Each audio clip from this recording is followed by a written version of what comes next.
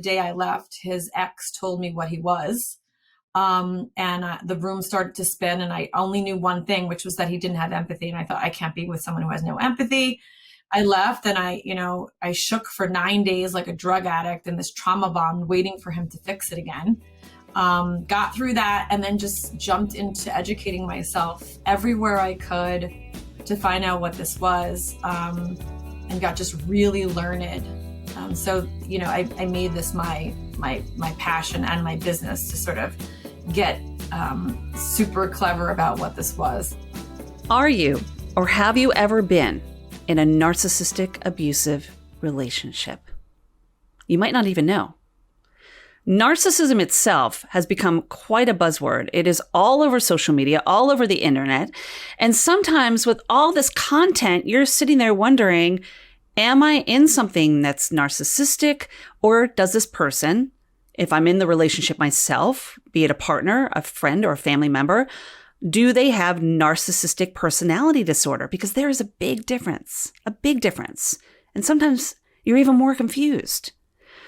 This psychological and emotional abuse can be extremely damaging. The wounds may not be visible. And sometimes you don't even know you're in it, right?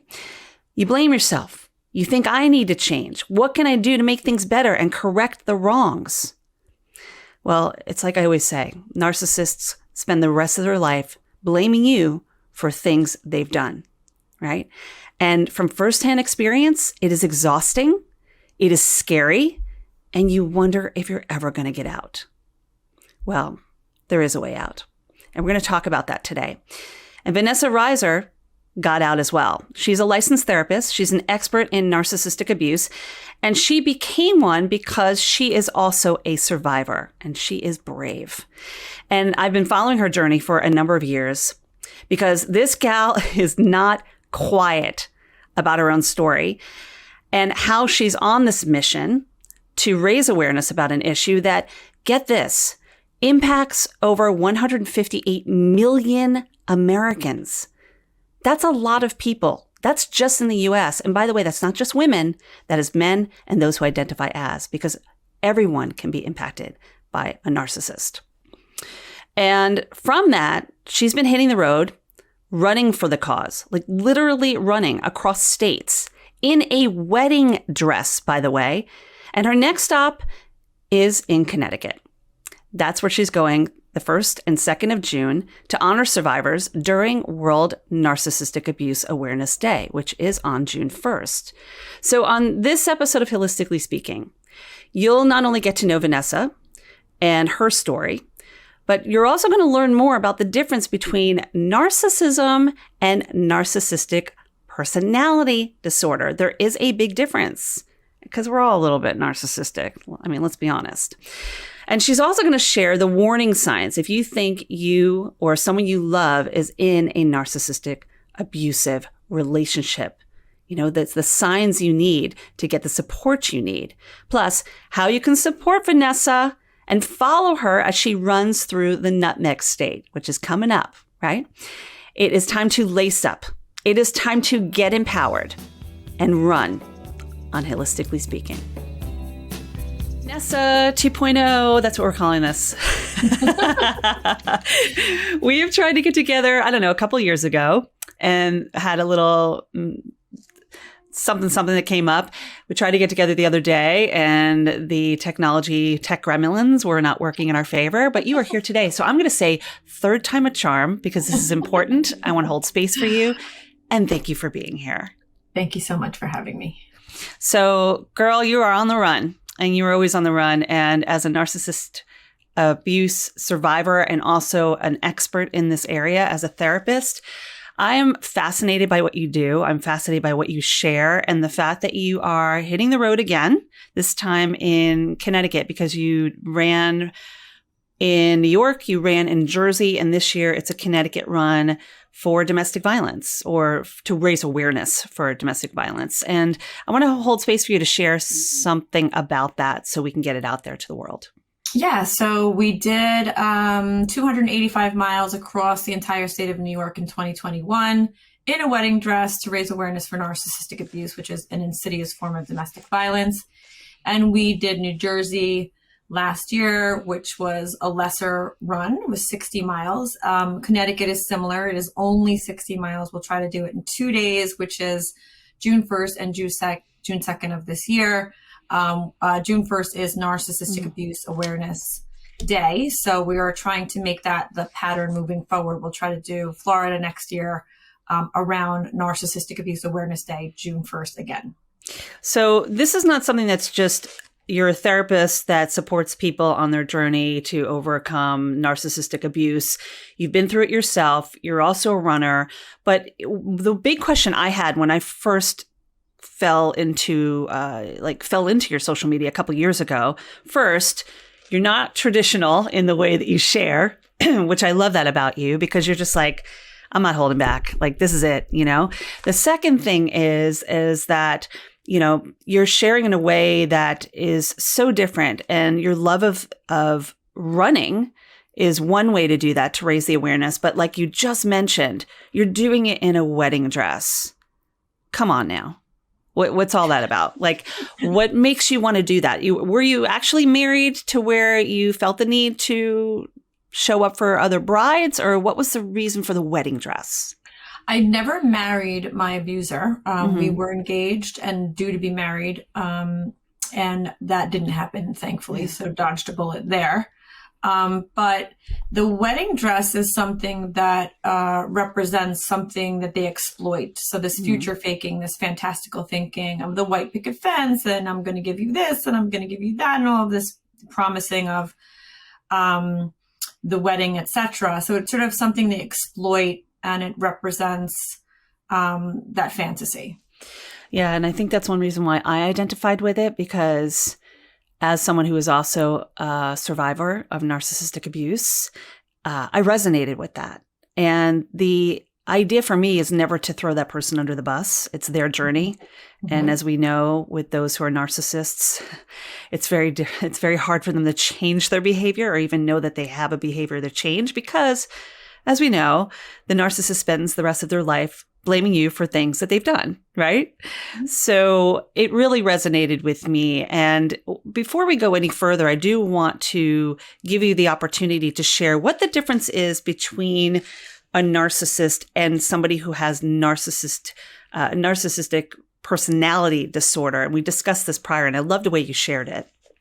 I think we all have narcissistic tendencies. Let's say if I were hungry, I needed a Snickers bar, and I was just sort of in a pissy mood or being just a flat out jerk, or I could have some hormonal thing happening in my life, or I could be sleep deprived. There are points in our lives where we aren't the best versions of ourselves for a variety of different reasons and many variables. It could just be exhaustion, hunger, as I mentioned. But that feeling of wanting to like be a jerk and maybe, you know, be the worst version of yourself is pervasive and pathological with somebody with NPD. So they live in that space. They are constantly trying to one up others. It's as if their baseline were lower. So if your baseline is here, theirs is lower. So they're constantly pulling people down into that dark space to make themselves feel better. So, you know, it's different than having a bad day or a bad moment or a bad week even. This is something that is pathological. We measure it in millimeters versus miles. They don't change. And they stay in that lower baseline for their entire lives. There's very little data that suggests that they can move away from that. And very few outliers. Yeah, but it is possible. I would say probably with inpatient treatment, probably a facility, maybe a sex addiction center where they were, you know, talking about empathy all day, every day. So, you know, very few people are going to go into that situation, and certainly it would be expensive, and there would be a lot of resources that would need to go there. But the first thing is the narcissist has to want to change. Exactly. The narcissist doesn't, because they like the way they are. They think they're quote unquote winning. You know, they think people with empathy are losers, suckers, like they're getting played. You know, they think of life as a game, and so they're not particularly insightful, and they don't care or want to change. And that's, I think, the biggest barrier. And that hit the nail on the head right there. Like the fact that they think it's a game, And you're sitting there as the partner that's wanting things to work out, that's wanting it to be better. And many times, and this is just my personal story, you start thinking you did something wrong. Like they're working on you. They are working it and they are loving every moment of it. And what would your advice be for somebody who is in a relationship like that? Because I know when I was in it, I didn't even know I was in it until you get pushed so far that you're like, I'm done, And then when you're out, they're unhinged, Yeah, I say usually it's like 80% getting educated. So you really have to do the work and learn about what this is clinically. Yeah. Because it is very clinical. And then please don't surround yourself with people that say things like, but he loves you, or but your mom is your mom, or please don't do that, because it's only going to confuse you more. You really need to get, support from people that are validating and have gone through it or understand it or willing to learn about it at least. And you mentioned something really important there. You said your mom is your mom, because we're not just talking about intimate relationships. There's so many relationships out there where narcissism exist within the family dynamic too, like having a narcissistic parent. You see that a lot? I do. And this is the worst version, because this is somebody who robs you of your identity before you can even try to get it formed. So at least with me, I was able to remember who I was before the relationship, and I could go find that girl. If you have a narcissistic mother, and you are this pageant kid, or a narcissistic father, and you are this baseball kid or something, you get robbed of your identity really early on. And so it's a very, very big, long uphill battle to sort of even learn who you are, because you have to first unhand this version of yourselves that they made and crafted, and then get busy trying to figure out what really makes you tick, and then, develop and sort of cultivate that. But that's a lot of work. It's also extremely hard for people to accept that their primary caregiver doesn't love them, because the narcissist generally doesn't experience this. So that is, in my opinion, one of the hardest things to overcome is the narcissistic parent. Especially because breaking up with somebody, ending a relationship with a partner is hard enough. To think about cutting the cord and cutting ties with your mother or your father or your caregiver, sometimes we give them, a get out of jail free card in a way, because they are your parent, or you have an unhealthy bond with them. It's a different kind of love bonding, right? I see, the worst, I think the worst is like the trifecta, which is the religious environment where you're growing up in kind of this culty sort of, language around be a good girl, or, be forgiving, and, all of this. So the trifecta would be the religious component, the narcissistic parent, and then it sort of primes you for the narcissistic relationship. So then you have these three things you have to overcome. I see that sometimes, and I think, ooh, we have so much work to do, because that's the trifecta of just, that is a challenge. And I have clients like that too, that have had that kind of upbringing. And it's not necessarily that parent is a bad parent. They are just doing what they've been taught or what they're used to. But it does impact you later in life. And then all of a sudden you're dealing with these child wounds into your adulthood. And that's the kind of partner you attract, or friends you attract. And the thing that I've noticed is when you get out of a relationship with a narcissist, it's very likely to jump into another relationship with a narcissist. So how do you veer away from that? Obviously doing self-work first and getting help before you jump into something else. But what would your suggestion be? I would say boundaries are really important. They become paramount. The other thing is that, we want to be empowered. We want to step into our power. So, I always say in this dating universe that you have to kind of not give up your financial freedom, not give up your job, not give up your hobbies, not give up your friends. And then it really sort of matters not who comes around you. As long as you stay sturdy in those things and you don't become isolated, then, the psychopath can just flit about you. And it really, short of doing you physical harm or something like that, which would be very hard to avoid anyway, you kind of insulate yourself with being really empowered. So like you do the work to make sure that you alone are sturdy. And then people come around you and they kind of really won't have that ability to harm you the way maybe they would if you were to give up your financial freedom and your job and your friends and your hobbies. So just don't give up those things. Yeah. Well, Vanessa, for you, being that you're a therapist, I'm thinking about things that I've done in my life now working in mental health. It came for me a little later, right? For you, you've been a therapist for a while. You were in a relationship while you were in this field. And I'm just curious, how did that impact you as someone who is working in mental health that kind of got thrown under the bus and didn't even see it? I mean, is there this feeling of, self-doubt in what you do and imposter syndrome when you're like, how did I not see that? Yeah, I kept thinking he was bipolar. I know that when people are manic, their characteristics are parallel to somebody who's narcissistic in that they are rather grandiose, over-sexualized, don't sleep. So I kept thinking that's what it was, that he was bipolar. And I thought, we'll just get him medicated and he'll be fine, bless his heart. And it was not that. But yeah, I definitely got it wrong. And I didn't really throw myself on the sword too much because I didn't learn about this too much in master's program in graduate school. I learned about it on TikTok. So I just kind of, after the relationship, what happened was the day I left, his ex told me what he was. And the room started to spin and I only knew one thing, which was that he didn't have empathy. And I thought, I can't be with someone who has no empathy. I left and I shook for 9 days like a drug addict in this trauma bond, waiting for him to fix it again. Got through that and then just jumped into educating myself everywhere I could to find out what this was, and got just really learned. So I made this my passion and my business to sort of get super clever about what this was. So yeah, I learned on TikTok. That's fascinating. When you told me that.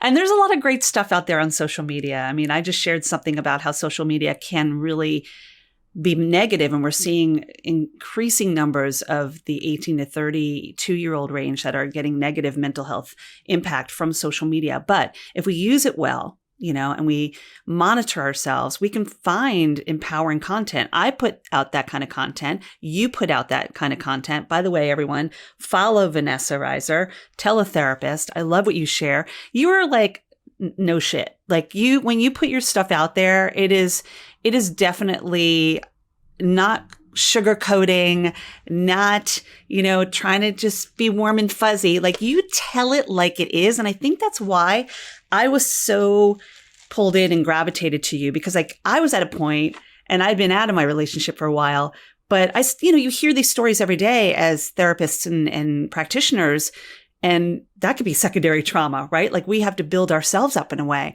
So I just want to remind folks that we're talking to Vanessa Reiser. She is a therapist. She's also an expert in narcissistic abuse. She's a survivor herself, and she is running for the cause, which we're going to get to in a second. But one thing I want to talk to you about is safety. Okay. This is another question I had that came up. I'm like, how do you know that your abuser, once you get out of it, because they're just unhinged once you take the control back, is not going to go to that level? Yeah, when I left, I had to endure him going after my social work license, which he promised, him telling me he was going to destroy me, slashing my tires on my car, threatening all of my friends from a burner phone, text messages, 18 criminal charges filed. So the smear campaign and the narrative that he was trying to create around me and the false accusations really brought me to my knees, because as a single mother, I put myself through USC, which isn't cheap, to get my MSW, and it means everything to me. And he knew that. He knew that I had a voice and I was going to, do important things. He knew that I loved what I did. I only got my master's at 42 years old. So Amazing. the fact that, he was going to go for that, it just rattled me. It was the scariest thing I could have ever imagined. So, was I safe? No, I was traumatized. I was afraid he was going to kill me. I still think about that. Sometimes I run with a GoPro. I have cameras everywhere. But I do believe that, I vacillate. I'll be honest. I do vacillate. Sometimes I'm thinking it's just puffing out the feathers, intimidating. And then I wonder about the impulsivity of it all, the sociopathy of it all. So I'm not sure. But I can't not do the work. I can't not support all of the victims that are suffering in silence because they are in the judicial system and they can't speak out because their children will be harmed. So because I don't have to co-parent with this monster, and because I am a clinician, I feel I have no choice but to just sort of march forward. I kind of can't. My son one time was like, why don't you just cut it out? I'm like, I can't. Everybody needs me to do this work. Yeah. I mean, in this work, So in this field, there are so many empaths, right? And our world is to serve others, but there's a point where even with clients, we have to have boundaries, right? But when you're talking about your own personal safety and boundaries, especially as a mom, a single mom, I can only imagine the level up there is there. And your story probably is one of many of your clients. Yeah. My clients really suffer. I mean, some lose their children to an abusive monster. Some end up in jail. They lose their careers. They really lose everything. It's sort of like a dark night of the soul, a rebirth. So, I feel fortunate compared to some of the stories I hear. I mean, the things I hear are just, like real nightmares. Yeah. So yeah, I feel blessed. So I use that power that I feel I have to sort of bolster everyone else up. So before we go any further, I just want to mention to those listening, it doesn't have to be narcissism. It doesn't have to be labeled as something specific. You don't even need to know exactly what it is. If you are in an unsafe environment, if you are in a place where you feel that there is any kind of abuse, verbal or physical, on you or those that you love around you, your family, I'm going to put some links for you to be able to find support. Of course, you can always reach out to myself or Vanessa, and, just do not feel that you're alone. I think that is the most important thing, is to know that there are others that are going through this. But even if there weren't, if you're going through it, that's one more too many, right? So yeah. And I think, I just want to add, this is a really good point.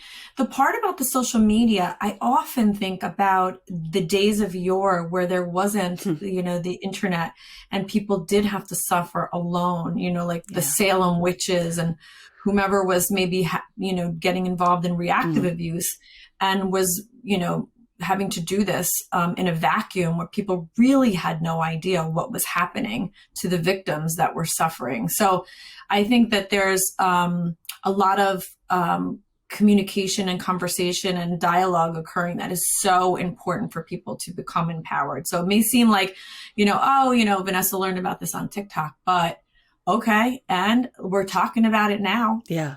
And that's all that matters. I definitely don't poo-poo it, because the amount of stuff that I do see on social media, if you're scouring through the right kind of content, if you're looking for help, you will find it.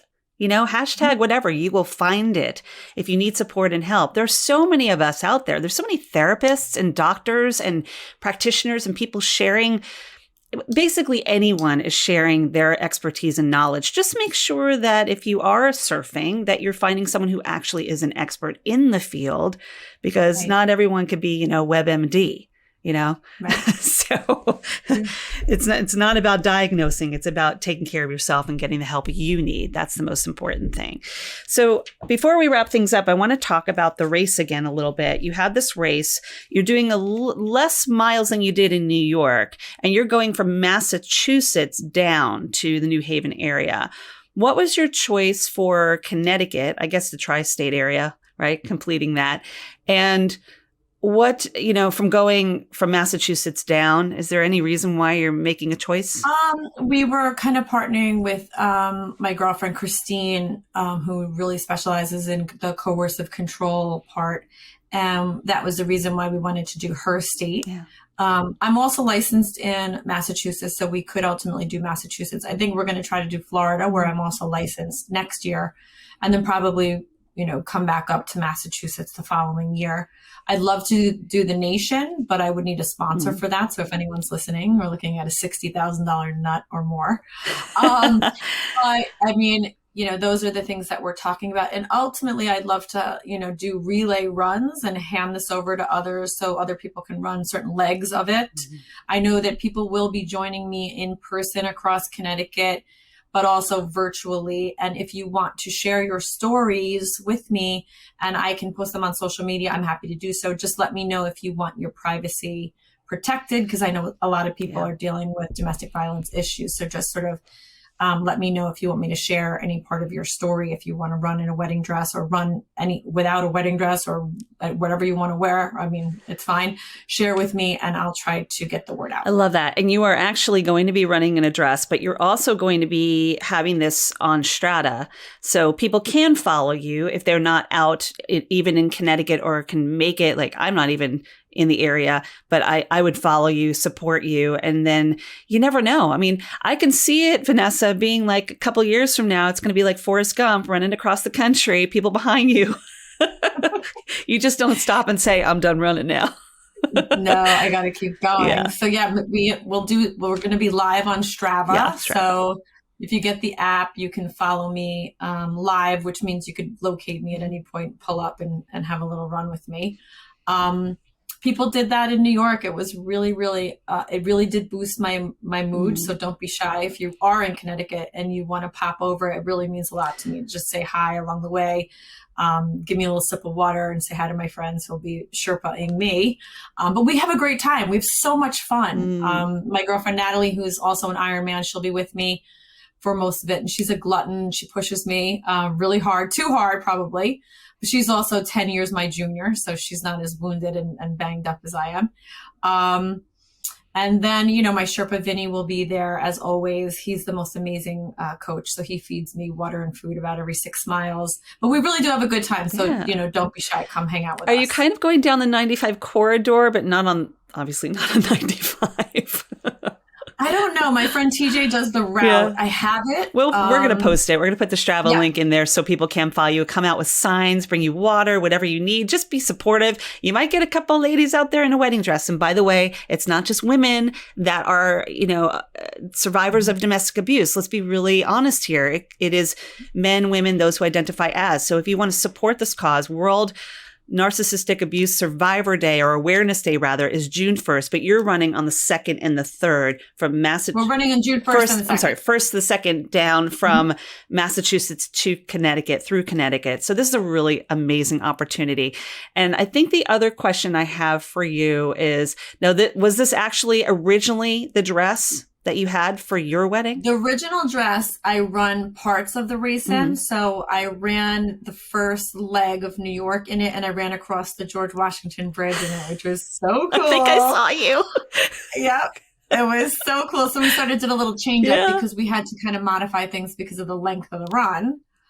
Some people have donated their dresses to me of loved ones that have dealt with very, very serious domestic violence issues. So to have these dresses is very profound, and it's such a gift. Some of them don't fit me. Some of them are a little tight. Some of them are a little heavy. So we plan on modifying them for future races, or, some people can run alongside me for short legs in them. So we're sort of doing this, we're a little green. We're trying to figure out how to manage them. But for the most part, my friend Barry did modify a lot of the clothing to be supportive of, chafing and the rest. So we have to be careful, because I have to also not get injured along the way. Right. And it's hard enough to walk and dance in a regular wedding dress. I can't even imagine running anywhere from 40 I'll say even 4 miles up to 200 plus miles. But, there's another cool thing that made me think of is people donating all these dresses. There are organizations as well, like if these dresses don't work and you don't wind up using them, where you can donate the dresses to these nonprofits for people who can't afford dresses or are terminally ill. And I did that with mine because I'm never going to wear it again, right? And it gives somebody else a chance to have a wedding. If it's a good marital situation, go for it, right? Yeah, amazing. Yeah, we've thought about also doing even fashion shows with them to raise some money for domestic violence. We've thought about when I left my abuser, he bleached all my clothing. I thought about doing a fashion show in some of the bleached clothing. Because sometimes these visuals, as I mentioned, the wedding dress of a woman who, let's say, was murdered, they have a very profound effect. People, when they see the physical representation, something about this it is so impactful. Yeah. People send me these things, these beautiful dresses, gowns in, Home Depot boxes, and they come through with these stories. And it's like, it is extremely heavy to see this visual representation of this day and this fantasy. It's an interesting and impactful thing, the physicalness of the gown. It's taking your power back too. Like I think about the fact that all of these things that were done to you did not stop you. While you were saying earlier, you can't live in fear. You're not going to give up your license. He made every effort to ruin you. And here you are like, you can't stop me, dude. Like you cannot stop me. And I think the more we support each other in sisterhood and brotherhood, really, on this cause, the more the power comes back to us anyway, Yeah, and that's the gift. You really have to step into your power, and it's scary. Yeah. But like you said before, you're not alone. There are so many people who have endured this, who are enduring it, who have come through on the other side. And it is so much better on the other side. That's the other thing. It's scary at first to go through that rebirth, but it is so much better. Yeah. Amazing. You're incredible. We're going to share everything about the race on June 1st and 2nd, going through Connecticut.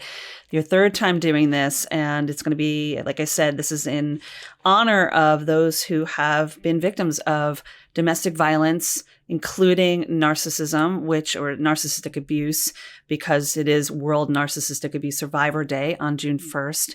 And I think you're incredible. You're absolutely incredible. We'll share everything about you because I want people to connect with you, the teletherapist. What you share on social media is great. It's empowering. It's inspiring.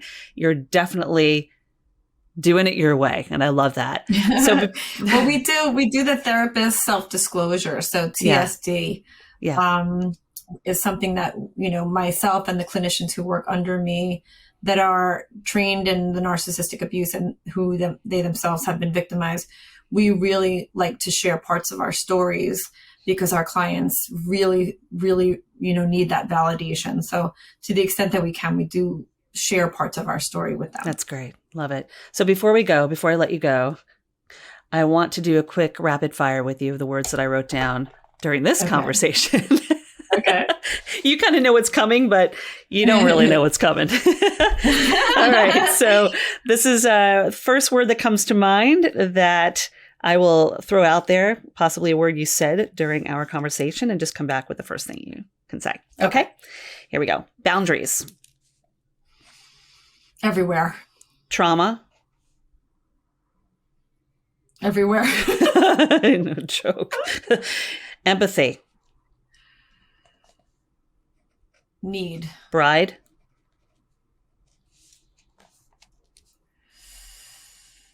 Careful. Safety. Imperative. Love. Important. Runner.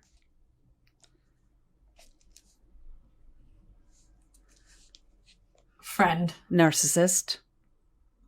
Foe. Healthy. Every day. Yeah. That's something we're constantly working on every day. Right. Definitely. I agree with that. I think one thing I wanted to ask you that I didn't get a chance to, but I did like that we chatted about it last time, is the idea of you becoming a runner. If you have just a quick minute to talk about that. You weren't always a runner, right? No, I was overweight in my youth. I think probably to insulate myself from some sexual abuse that I experienced as a young child. So probably insulated myself with eating and weight. My parents were not overweight, and there was no reason for me to be. And then in my 20s, I lost over 70 pounds just from diet and exercise. And I kind of got the bug and I started to run. It was the poor man's sport. So I just put the sneakers on and walk, run. And then I just fell in love with it. It became very therapeutic. And I still feel that way about it to this day. It's just sort of my time. I put on the music and it just get into my head. And that's where I had the idea to run in the wedding dress. I get some of my best ideas just running. There have been days where, I have seen situations with like Black Lives Matter or things that are systemic issues, let's say, as being like a super empath. I would see like the COVID or things where people were really suffering, and I will just run it out. And it's just my therapy. So I've had rage runs, I've had, crying runs, depressing runs, happy elation runs, every kind of run.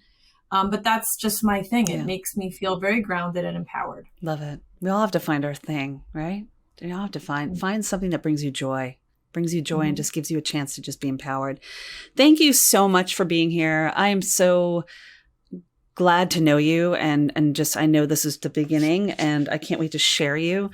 And I'm elated to see what happens next. I'm excited to see what happens next for you. So thanks so much, Vanessa. Thank you so much. Thank you. Keep running.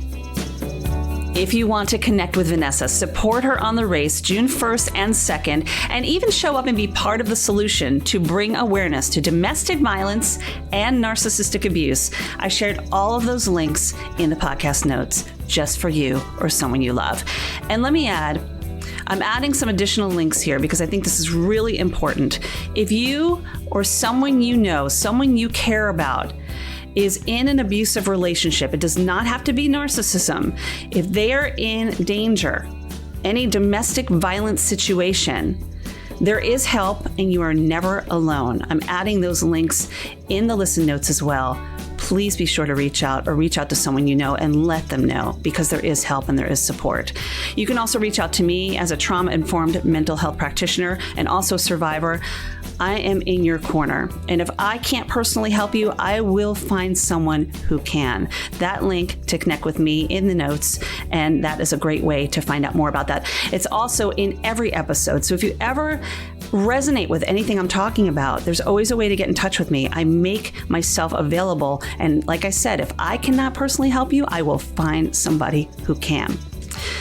Holistically Speaking is edited by Two Market Media with music by Lipone Redding and listened to by you, my dear listener. Whether you are listening or you're tuning in on YouTube, I appreciate you. You are here for a reason, and it does not go unnoticed. And a final thought. The moment that you start to wonder if you deserve better, you do. Let me say that again. The moment you start to wonder if you deserve better, you do. It's as simple as that. And your safety and the safety of those around you is more important than anything. So never forget your power. And remember, I love you. I believe in you. And I will see you next week.